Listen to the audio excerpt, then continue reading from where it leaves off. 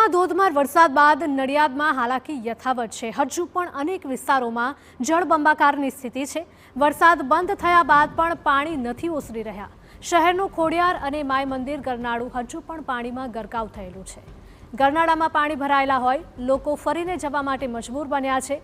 મહાનગરપાલિકાના પોકળ દાવાઓની પોલ ખુલી ગઈ છે। નડિયાદ પાલિકામાંથી મહાનગરપાલિકા બન્યા બાદ પણ કોઈ જ સુધારો નથી આવ્યો। સ્થિતિ જેમની તેમ જ છે। નડિયાદમાં ગતરોજ 24 કલાકમાં 10.43 ઇંચ વરસાદ ખાબક્યા બાદ સ્થિતિ વધારે વણસી છે। હજુ પણ શહેરના ગરનાળા સહિત અનેક વિસ્તાર છે જે પાણીના પ્રવાહના કારણે ગરકાવ થઈ ચૂક્યા છે।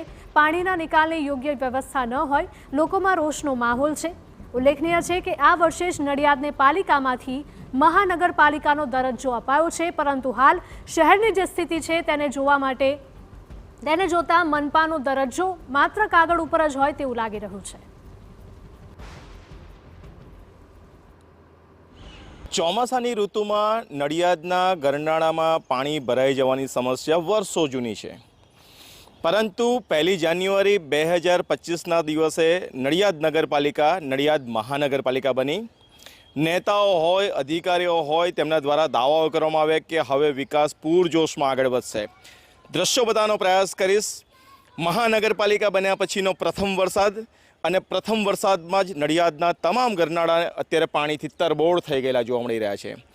મહત્વની બાબત એ છે કે વર્ષોની આ સમસ્યા હોવા છતાં પણ અધિકારીઓ દ્વારા કોઈ યોગ્ય નક્કર કામગીરી નથી કરવામાં આવી।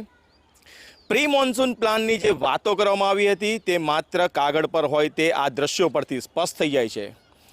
જે રીતે ગરનાળાઓની અંદર પાણી ફરી વળ્યા છે તેના કારણે નડિયાદ પશ્ચિમ અને પૂર્વનો સંપર્ક ખોરવાઈ ગયો છે। લોકોને ફરીને જવાની ફરજ પડી રહી છે। લોકો હવે વહીવટીતંત્ર પાસે અપેક્ષા રાખી રહ્યા છે કે મહાનગરપાલિકા બની ગઈ, વેરા હવે મહાનગરપાલિકા લેવલના અમે ભરીશું, પરંતુ મહાનગરપાલિકા જેવી સુવિધાઓ અમને ક્યારે મળશે? ધર્મેન્દ્ર કપાસી, TV9 ખેડા।